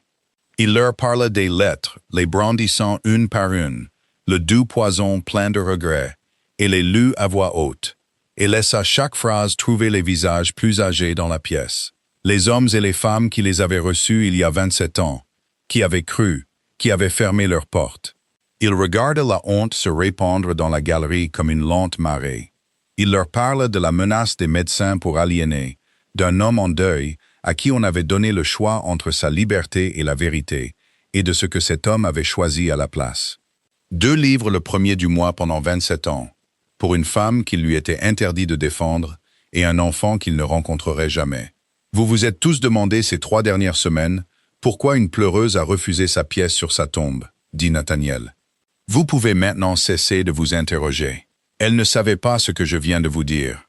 Elle savait seulement que le dernier souffle de sa mère était le nom d'Ashworth, et elle a porté ce nom comme une accusation pendant 14 ans. Parce que ce comté, sur instruction de ma famille, s'est assuré qu'il ne restait personne pour lui dire que c'était un panneau indicateur. Il les regarda. Chaque âme dans cette pièce assez âgée pour se souvenir a une dette en cette affaire. Je suis venu ce soir pour payer la mienne en premier, car la part de ma famille est la plus grande. Et parce qu'il y a quelqu'un ici dont j'ai dû demander la permission avant de pouvoir la payer, puisque la dette lui est due. Et Clara s'avança. Elle avait refusé la soie.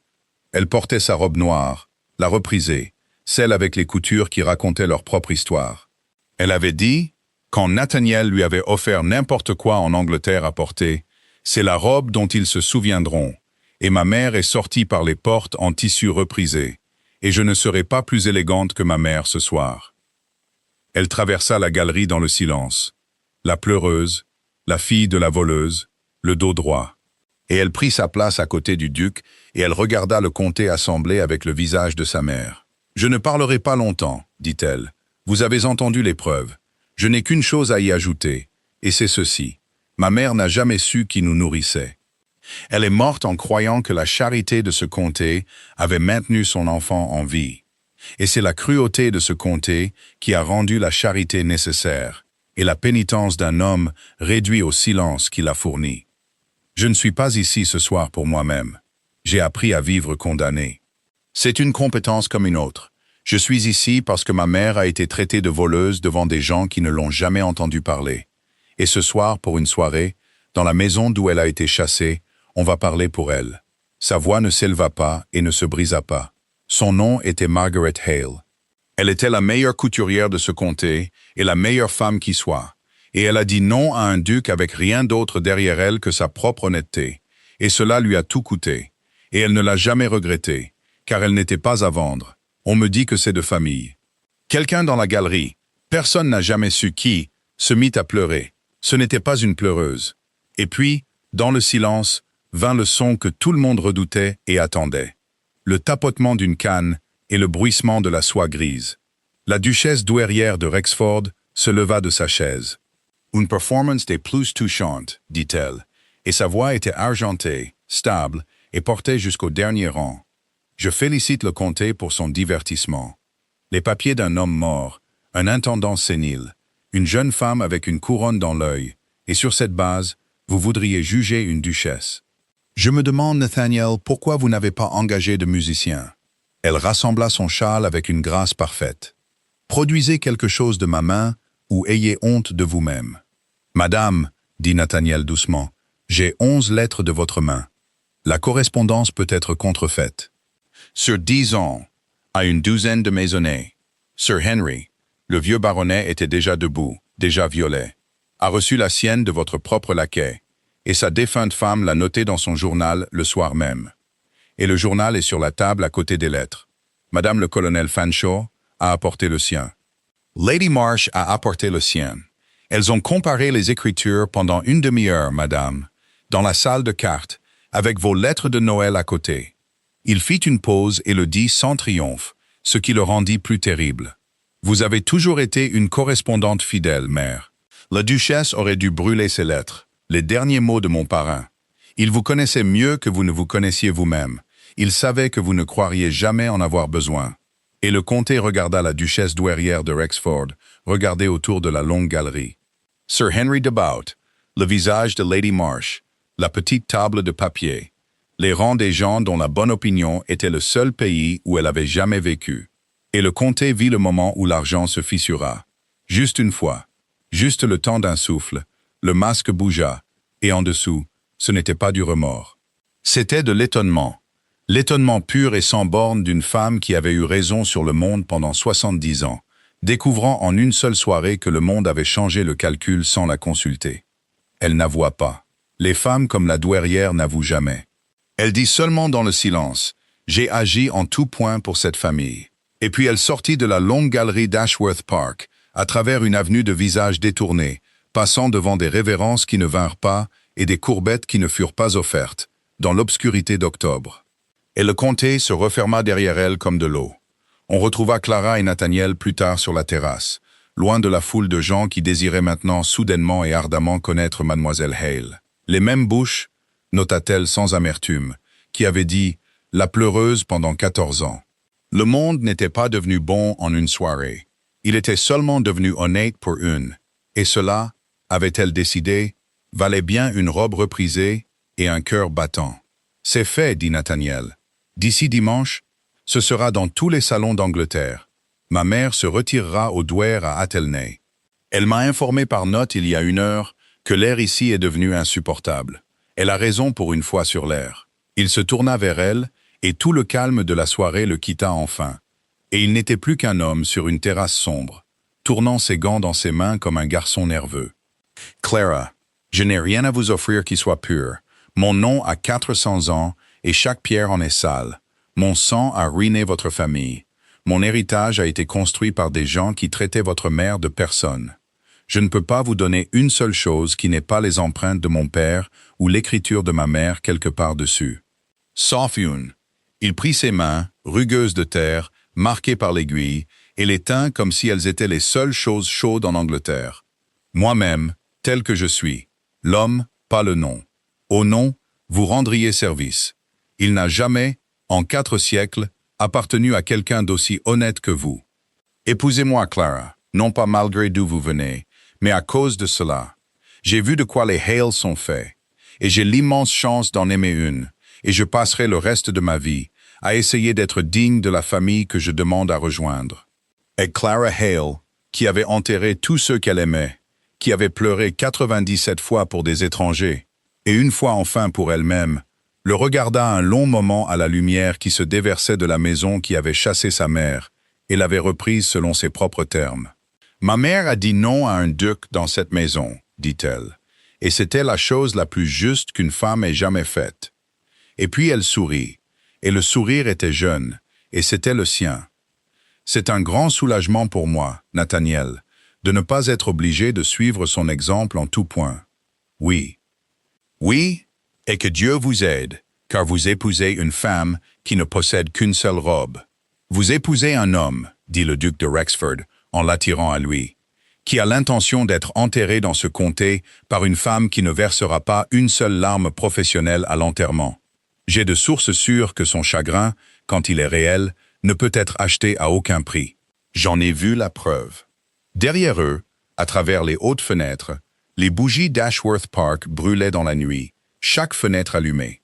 La maison de l'ermite, pleine de bruit enfin, comme si quelque part son maître savait que le compte ouvert il y a 27 ans, 2 livres le premier du mois, avait enfin été réglé en totalité. 1 an plus tard, par un doux matin d'octobre, les cloches de l'église de Marlow sonnèrent pour un anniversaire de mariage que tout le village s'était chargé de célébrer, que le couple le veuille ou non. Il y avait des guirlandes sur la place. Il y avait un violoniste devant l'auberge du Bel, qui jouait depuis le petit déjeuner et ne montrait aucun signe d'arrêt. La femme du boulanger avait fait un gâteau si ambitieux qu'il avait fallu 2 fils et une planche pour le transporter. Et Madame Proud de Milbury, qui disait maintenant à qui voulait l'entendre qu'elle avait toujours su, dès le premier enterrement, que la jeune fille était de qualité, avait mis son plus beau bonnet et s'était postée près du portail du cimetière à 9 heures précises, pour ne rien manquer. Car le duc et la duchesse de Rexford s'étaient mariés 1 an jour pour jour dans cette même église, et le comté n'avait toujours pas fini d'en parler. Ça avait été, de l'avis de tous, le plus étrange grand mariage de mémoire d'homme. La mariée portait une robe d'ivoire simple, magnifiquement coupée, car elle en avait cousu une grande partie elle-même, avec la vieille trousse à couture de sa mère, ouverte sur la table à côté d'elle. Et aucun bijou, à l'exception d'un fin médaillon en or qui avait coûté au plus quelques shillings, et qu'elle avait touché tout au long des vœux, comme si c'était la couronne d'Angleterre. Les bancs étaient pleins de seigneurs d'un côté et de laboureurs de l'autre, et le duc avait insisté pour que les portes restent ouvertes afin que n'importe qui dans la paroisse puisse entrer et se tenir debout. Et à la fin, il n'y avait plus de place pour se tenir debout. Le vieux Sir Henry Locksley, 82 ans alors et devenu sentimental comme une écolière, avait pleuré bruyamment pendant toute la cérémonie et déclaré ensuite, à quiconque à portée de voix, qu'il ne s'était pas autant amusé depuis Trafalgar. Et quand le registre fut signé et que le couple sortit au soleil, les cloches avaient sonné pendant 2 heures parce que les sonneurs refusaient de s'arrêter, et personne n'avait le cœur de les y forcer. C'était il y a 1 an. Ce matin, la duchesse de Rexford traversa le cimetière avec un panier au bras, comme elle l'avait fait chaque semaine de sa vie. Passant devant les tombes bien entretenues et les anges de marbre, échangeant des bonjours avec la moitié du village en chemin. Car elle ne renoncerait pas à cette promenade, ni pour la pluie, ni pour son rang, ni pour les douces réprimandes de sa gouvernante, qui soutenait que les duchesses ne portaient pas leur propre panier. Clara soutenait que celle-ci le faisait, et l'affaire en resta là. Elle alla dans le coin le plus éloigné, près du mur, bien que ce ne soit plus le coin des pauvres. Les orties avaient disparu. Le sol avait été nivelé et gazonné, et une basse grille en fer entourait 2 tombes qui portaient maintenant 2 pierres de marbre blanc, simples et fines. Taillées par le meilleur maçon du comté, qui avait pleuré en les gravant et avait catégoriquement refusé d'être payé. « C'est le seul travail que j'ai jamais fait », avait-il dit, qui sera encore lu dans 200 ans. Un homme ne prend pas d'argent pour ça. La première pierre disait « Thomas Hale, maître charpentier de cette paroisse, un homme honnête, lésé dans la vie, réhabilité dans la mort. » Et la seconde « Margaret Hale, couturière, elle a dit non et n'a rien craint, une femme honnête. » Clara s'agenouilla et déposa les fleurs. Des fleurs achetées maintenant, des roses de serre, parce qu'elle le pouvait, et des fleurs sauvages de la haie à côté, parce que certaines choses ne devraient jamais changer. Elle leur parla un moment, facilement, confortablement, à travers la vieille table de cuisine du cœur. De la même manière qu'elle avait parlé à 2 croix de bois penchées pendant 14 hivers de faim, elle dit à son père que les toits de la ferme du Nord avaient résisté aux pluies de printemps sans laisser passer une seule goutte, et que le charpentier du domaine utilisait maintenant ces méthodes sur chaque bâtiment, de la grande maison à la plus petite porcherie, et qu'il se référait à lui, un homme qu'il n'avait jamais rencontré, comme le vieux maître Hale, comme s'il citait les Écritures. « Votre nom est prononcé avec respect dans ce comté maintenant, père, dit-elle, chaque jour, par des hommes qui construisent des choses. J'ai pensé que vous voudriez savoir que c'est ce genre de respect, et pas l'autre. Vous avez toujours dit que le nom d'un homme devait tenir comme une poutre de toit, ou pas du tout. » Elle raconta à sa mère les nouvelles de la paroisse, qui s'était mariée, qui s'était disputée, dont la fille avait été engagée à la grande maison à un salaire équitable avec ses leçons payées, ce qui était maintenant la règle à Rexford Hall et non l'exception.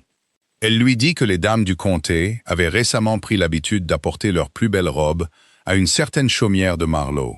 Là, une vieille couturière aux yeux vifs, que Clara avait sauvée de l'hospice, était maintenant assise près d'un bon feu, reprisant de la soie pour un triple salaire.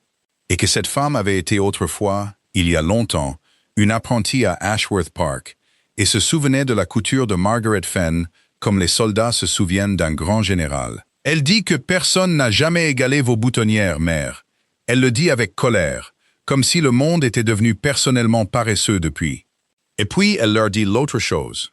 La chose qu'elle et Nathaniel n'avaient encore dite à personne, pas même à Dunmore, bien que Clara soupçonna que le vieil homme avait deviné, car dernièrement il avait commencé à sculpter quelque chose de petit dans la loge du gardien le soir, et le cachait sous un drap quand quelqu'un entrait. Elle posa sa main un moment là où sa cape se repliait sur sa taille. « Au printemps, dit-elle doucement. Le médecin dit mars si l'enfant est ponctuel, ce qui, étant à moitié le mien, il ne le sera pas. » Elle sourit aux pierres blanches. « Si c'est un garçon, il s'appellera Thomas Frederick, et il apprendra ses lettres et son tour à bois, et on lui dira lequel de ces noms a construit des armoires et lequel a gardé la foi, et que les deux métiers sont honorables. Et si c'est une fille, sa voix ne se brisa pas. Elle devint seulement silencieuse, comme une pièce devient silencieuse quand quelque chose de sacré est transporté. Si c'est une fille, elle portera votre nom, mère, dans des pièces où vous n'avez jamais été autorisé à entrer, et elle entrera la première, avant les duchesses. J'y veillerai. C'est le genre de choses auxquelles je peux veiller maintenant. Le vent souffla dans les ifs, et quelque part au-delà du mur, le violoniste jouait quelque chose de vieux et de doux. Et Clara resta agenouillée un moment de plus dans la douce lumière, ne disant rien du tout, ce qui est la plus ancienne conversation qui soit. Puis elle se leva, brossa la terre de ses jupes et fit une révérence aux deux pierres comme elle l'avait fait autrefois à deux croix de bois penchées, comme si elles étaient de la noblesse. Elles avaient toujours été de la noblesse. Il avait simplement fallu un certain temps au comté pour en être informé. Elle retourna par le cimetière en prenant le long chemin, passant devant le nouveau bâtiment au bout du sentier.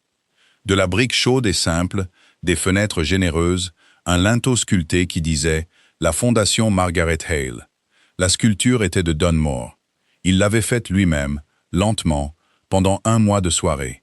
Et quand Nathaniel avait protesté qu'un homme de son âge ne devrait pas être sur une échelle avec un ciseau, le vieil intendant avait répondu qu'il avait passé 27 ans à porter ce nom en secret, et qu'il serait damné, avec le pardon de votre grâce, si la main d'un autre homme la plaçait en plein jour. À l'intérieur, à un large bureau, Dunmore tenait toujours le registre, de cette même petite écriture patiente qu'il avait apprise de son maître.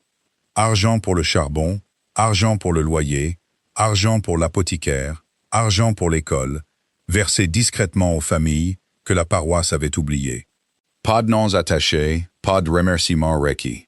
Aucune enveloppe jamais portée sans se souvenir d'une autre enveloppe, il y a longtemps, à une chaumière près du moulin. Le premier de chaque mois, il payait les comptes personnellement. Clara ne lui avait jamais demandé pourquoi cette date. Certaines choses entre eux n'avaient pas besoin d'être dites, et une règle primait sur toutes les autres, écrite de la propre main de la duchesse et encadrée sur le mur, où chaque visiteur la lisait, qu'il soit venu pour donner ou pour demander. Aucune âme dans ce comté ne sera enterrée seule. Là où il n'y a pas de personnes en deuil, des personnes en deuil seront envoyées, et elles seront payées équitablement, et on leur dira le nom du défunt et une chose vraie à son sujet. Car personne n'est personne, et nul n'ira à Dieu sans être pleuré. Il y avait eu 99 de ces funérailles la première année. Le village avait pris l'habitude d'appeler les femmes de Margaret. La moitié d'entre elles avaient connu la fin elles-mêmes. Clara les avait choisies pour cela. Toutes pleuraient bien, et à chaque tombe, avant la première larme, la plus âgée d'entre elles lisait le nom du défunt et la seule chose vraie. Il était le meilleur tailleur de haies de la paroisse. Elle a soigné ses voisins pendant la fièvre de l'année 9. Il n'a jamais croisé un enfant affamé sans vider ses poches. Ainsi, les derniers mots prononcés sur chaque indigent de ce comté étaient des mots d'honneur. C'était la propre règle de Clara, et elle ne l'avait jamais expliquée à personne, et elle n'en avait jamais eu besoin. Tout le comté savait maintenant ce que c'était que la vérité arrive trop tard à une tombe. La sienne arrivait à l'heure. On ne parlait pas de la duchesse douairière à Marlowe. Elle vivait à Athelney dans une belle maison avec des relations réduites, écrivant des lettres auxquelles on répondait lentement, quand on y répondait. Les grandes familles ne l'avaient pas rejetée. Les grandes familles rejettent rarement les leurs. Cela rend la glace mince pour tout le monde. Mais quelque chose de plus subtil et de plus froid s'était produit, ce que Nathaniel soupçonnait qu'elle ressentait plus vivement que n'importe quelle disgrâce ouverte. Elle était devenue un avertissement. Les mères la montraient à leurs filles de loin dans les stations thermales et baissaient la voix. Son opinion, qui avait gouverné 3 comtés, n'était plus demandée. Elle avait eu raison toute sa vie sur ce qu'était le monde, et le monde avait commis la seule trahison impardonnable de devenir, dans sa vieillesse, très légèrement meilleur que ce pourquoi elle l'avait construit. Nathaniel lui écrivait à Noël parce que Clara insistait. « Nous n'apprendrons pas son calcul, » disait Clara. « C'est le seul héritage que nous refusons. » Les réponses arrivaient d'une main ferme, impénitente, courte, correcte et froide, s'enquérant du domaine, et jamais de sa femme, ne concédant rien, et elle ne le ferait jamais. Certaines forteresses ne sont pas prises. On s'en éloigne seulement à la fin, le drapeau flottant toujours, la garnison d'une seule personne toujours à son poste, gardant un pays que personne ne voulait plus. Une seule et unique fois, une réponse avait contenu autre chose. Au printemps, quand la nouvelle de l'enfant à naître atteignit Athelney, les nouvelles voyagent jusqu'aux forteresses. C'est la moitié de la raison pour laquelle elles sont construites. Une lettre de 2 lignes seulement était arrivée. La deuxième ligne était le gel habituel sur les drains et les loyers. La première ligne disait « Un héritier Rexford devrait naître à Rexford Hall. J'y suis né. » Clara l'avait lu 3 fois, puis l'avait rangé dans un tiroir et n'en avait jamais parlé. Parce qu'elle avait entendu à l'intérieur de cette phrase blindée le très petit son d'une porte qui ne se fermait pas tout à fait. Et elle était la fille d'une femme qui n'avait jamais, dans toute sa ruine, souhaité de souffrance à personne, et elle découvrit qu'elle n'avait pas l'intention de commencer la tradition maintenant. L'enfant déciderait un jour de frapper à Athelney. Les enfants déverrouillent ce que leurs parents ne peuvent pas. C'était, pensait Clara, la plupart de ce à quoi ils servaient. Au portail du cimetière, elle ne se tourna pas vers la maison, mais le long du mur, vers le grand if et la tombe qui se trouvait à son ombre.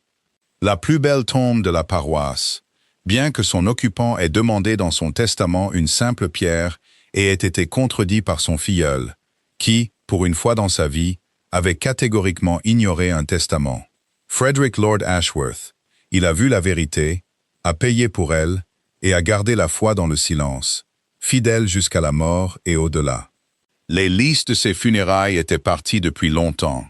À leur place, tout autour de la tombe, poussaient des fleurs bleues, du genre petit et sauvage du chemin du moulin. Transplantées par une main inconnue le premier automne, et prospérant maintenant, comme si elles avaient toujours appartenu à cet endroit. Le sacristain jurait qu'il ne les avait pas plantées.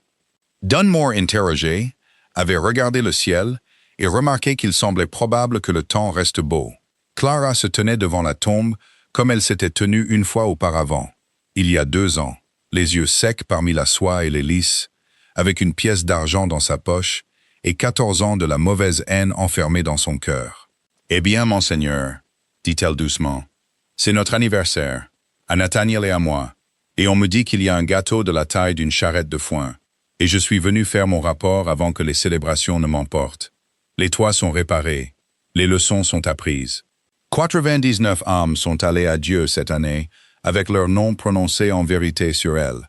Et au printemps, si Dieu le veut, il y aura un enfant à Rexford Hall qui grandira en connaissant votre nom avant de connaître son catéchisme. » Elle resta silencieuse un moment. « Vous avez écrit que je devais faire de la vérité ce qui m'apporterait la paix. Je veux que vous sachiez que c'est ce qu'elle a fait, monseigneur. Elle m'a tout apporté. Chaque bonne chose que j'ai repose sur ce que vous avez gardé dans ce tiroir. Vous qui ne m'avez jamais connu, qui m'avez nourri pendant 27 ans, et m'avez demandé pardon pour cela. Alors, le registre est clos, le compte est réglé, et vous pouvez reposer en paix maintenant. C'est mon rapper. Et Clara, qui avait pleuré à 99 funérailles pour des étrangers, qui était attendue à la maison dans l'heure, dont le gâteau était en ce moment même défendu des enfants du village par 2 laquais et un chien, sentit le puits s'ouvrir de lui-même. Enfin, pour lui. Pas le chagrin pratiqué de la pleureuse, l'autre sorte. Le genre qui ne peut être convoqué, ni arrêté, ni vendu, qui vient comme la pluie vient à un champ qui a attendu tout l'été, librement, sans honte et sans que personne ne compte. Elle le laissa venir. Elle se tint à l'ombre de l'if, les mains jointes, et pleura pour Frederick Lord Ashworth, pour 30 ans de silence, pour les lettres gardées pour le jour que Dieu pourvoira, pour 2 livres le premier du mois, pour un homme qui a choisi un tiroir fermé à clé plutôt que sa propre bonne réputation et n'a jamais vécu pour entendre quelqu'un le remercier. Et c'était le 100e enterrement, bien que personne ne l'ait engagé, et c'était le travail le plus vrai qu'elle ait jamais fait. Quand ce fut terminé, elle sortit de son panier une seule fleur sauvage, du genre petit et bleu du chemin du moulin, où se tenait autrefois une chaumière, où une couturière avait été heureuse, où toute l'histoire avait commencé avant que quiconque ne sache que c'était une histoire. Et elle la posa sur la pierre, juste en dessous de son nom. « Celle-ci, murmura-t-elle, est pour vous. » Puis elle sécha ses yeux sur son poignet comme une jeune fille, rit un peu d'elle-même, ajusta son panier sur son bras et sortit par les portes du cimetière, dans la lumière du soleil d'octobre. Là, un homme grand l'attendait au bout du chemin, son chapeau à la main, comme il attendait toujours, comme il avait promis d'attendre, ayant appris à la plus dure des écoles d'Angleterre que certaines femmes valent la peine d'attendre aux portes. « Vous avez pleuré, » dit le duc de Rexford, et lui offrit son bras et son mouchoir en même temps. « Oui, » dit la duchesse en prenant les deux. « C'est mon métier, vous savez. On me dit que je suis la meilleure du comté. » J'ai entendu dire cela. Il la regarda, et ses yeux gris, que le monde entier avait autrefois qualifiés d'hivernal, avaient la lumière particulière qu'il gardait pour elle seule. « Et le paiement, madame? Combien celui-ci a-t-il coûté ?» Clara regarda une dernière fois l'if, les fleurs bleues, les pierres blanches dans le coin le plus éloigné qui n'était plus le coin des pauvres. Et puis en avant, vers le chemin, vers les cloches, le violoniste, le gâteau ridicule, et tout le monde bruyant, imparfait, en voie de guérison. Rien, dit-elle. Il a été payé il y a longtemps. Et ils rentrèrent chez eux ensemble dans la lumière d'octobre. Et derrière eux, les cloches de Marlow continuaient de sonner sur les champs, sur le chemin du moulin, sur le cimetière où tous les comptes étaient réglés, sonnant et sonnant, comme pour être entendus de très loin. Merci d'avoir écouté cette histoire jusqu'au bout. Dites-nous de quelle ville vous nous regardez, et ce que cette histoire vous a fait ressentir. N'oubliez pas de vous abonner pour ne pas manquer les nouvelles histoires.